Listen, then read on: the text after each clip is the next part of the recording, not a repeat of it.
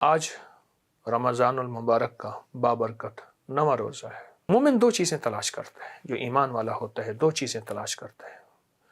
پہلے سعادت تلاش کرتا ہے، پھر قبولیت تلاش کرتا ہے۔ اللہ نے ابراہیم علیہ السلام جس پتھر پہ کھڑے ہو کے تعمیر کر رہے تھے، اللہ اس پتھر کو اونچا کر رہا تھا۔ وہ ایک دعا ہے۔ روزے کے ساتھ اس دعا کو اپنی زندگی کا ساتھی بنائیں، چند بار پڑھ لیں۔ فرمایا وہ نعمت جس کے لیے پڑھے گا اللہ اس سے بھی نہیں چھینے گا، اگر زیادہ پڑھے گا اللہ اس کی نسلوں سے بھی نہیں چھینے گا۔ وہ نعمت کوئی بھی ہے۔ افغانستان کا ایک بادشاہ گزرا ہے، مختصر بات بتاؤں گا۔ تو اس سے کسی نے پوچھا کہ آپ کے پاس اتنی نعمتیں، اتنی سعادتیں، اتنا سب کچھ کس لیے ہے؟ بسم اللہ الرحمن الرحیم۔ السلام علیکم ورحمۃ اللہ وبرکاتہ۔ آج رمضان المبارک کا بابرکت نواں روزہ ہے۔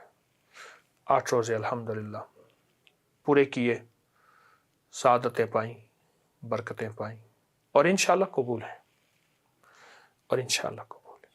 دیکھیں، مومن دو چیزیں تلاش کرتا ہے، جو ایمان والا ہوتا ہے دو چیزیں تلاش کرتا ہے۔ پہلے سعادت تلاش کرتا ہے، پھر قبولیت تلاش کرتا ہے۔ پہلے یہ ہوتا ہے کہ یا اللہ کوئی عبادت کا موقع، کوئی سعادت کا موقع، کوئی خیر کا موقع مل جائے۔ پہلے یہ ہوتا ہے، جب وہ مل جائے، میری بات یاد رکھیے گا، جب وہ مل جائے پھر اگلا یہ ہوتا ہے کہ یا اللہ اب تو قبول کر لے۔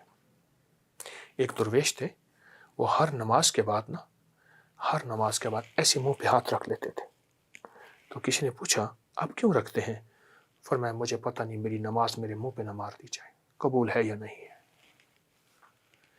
روزہ ایک عبادت ہے، روزہ ایک مجاہدہ ہے، روزہ ایک نظام ہے۔ کیسے قبول ہو جائے، کیسے قبول ہو جائے؟ اللہ نے موقع دیا، آنکھ کا روزہ، کان کا روزہ، جسم کا روزہ، تنہائیوں کا روزہ، پیٹ کا روزہ، کھانے کا روزہ، حلال طیب طاہر چیزیں جو ہمارے لیے ان کا روزہ، لیکن اس کے ساتھ ساتھ قبولیت کا فکر، مقبولیت کا فکر، محبوبیت کا فکر۔ قبولیت کا، مقبولیت عرشوں پہ، دنیا پہ نہیں۔ قبولیت کا فکر، مقبولیت کا فکر، اور محبوبیت کا فکر کہ اللہ اس عمل کی وجہ سے میں تیرا محبوب بن جاؤں، اور تیرے محبوبوں کا محبوب بن جاؤں، اور تیری محبت میں شامل ہو جاؤں۔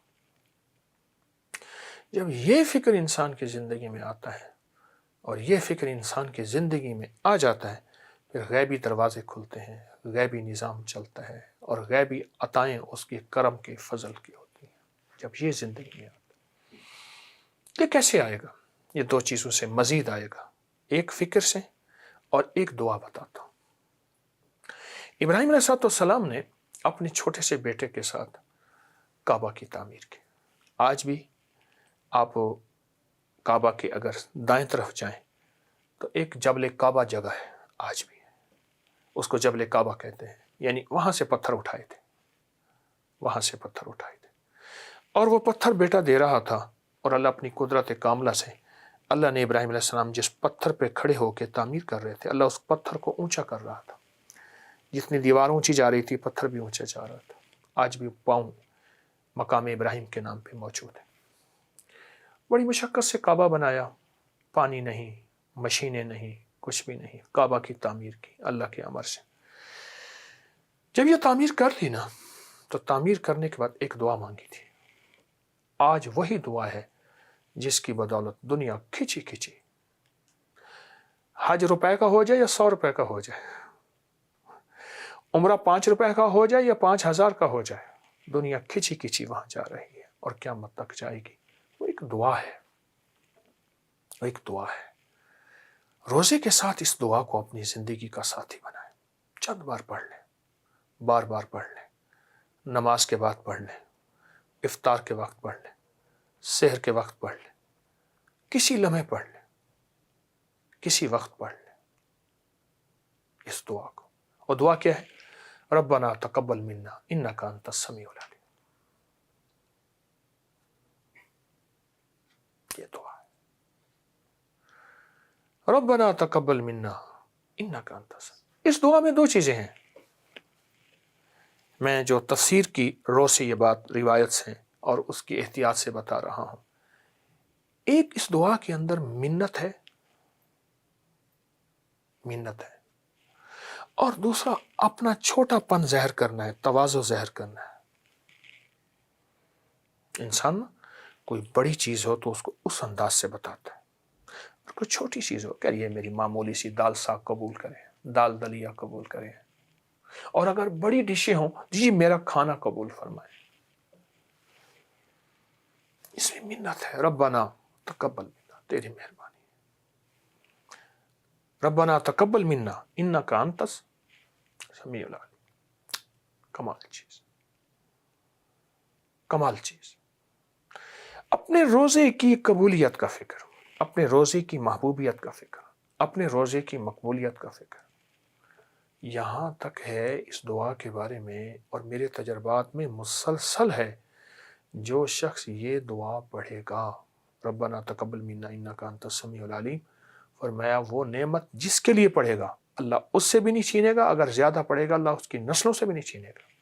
وہ نعمت کوئی بھی ہے، روزہ نعمت ہے، پھر روزہ نعمت مل گئی، پھر اس کی قبولیت کا فکر، یہ نعمت ہے کہ اس کا فکر، اس کے اندر فکر آ گئی کہ اللہ آپ قبول کر دے، ایسا نہ میرے منہ پہ نہ مار دیا جائے۔ یہ دعا پڑھنا، یہ قرآن پاک کی آیت ہے جو میں نے آپ کو بتائی ہے، اس دعا کو پڑھنا۔ افغانستان کا ایک بادشاہ گزرا ہے، مختصر بات بتاؤں گا۔ تو اس سے کسی نے پوچھا کہ آپ کے پاس اتنی نعمتیں، اتنی سعادتیں، اتنا سب کچھ کس لیے ہے؟ پر میں جب بھی کوئی چھوٹی سی چھوٹی نعمت بھی مجھے ملی ہے تو میں نے یہ دعا پڑھی ہے 3 بار، ربنا تقبل منا انک انت السمیع العلیم، ربنا تقبل۔ اس دعا کو پڑھا، کہا اللہ پاک کا نظام ہے، پھر اللہ نے مجھے جب لوٹایا ہے تو اس سے بڑی نعمت کر کے لوٹایا ہے، بڑی سعادت کر کے لوٹایا ہے، اور اس سے بڑی نعمتیں اور سعادتیں مجھے اللہ نے پھر عطا کی ہیں اس دعا کی برکت سے۔ یہ دعا اصل میں اس کی بارگاہ میں عمل کو قبول کراتی ہے، اگر نعمت ہے تو اس کو قبول کراتی ہے، اور دعا ہے اس کو قبول کراتی ہے، اس کریم کی عطا ہے اس کو قبول کراتی ہے۔ یہ دعا بہت طاقتور دعا ہے۔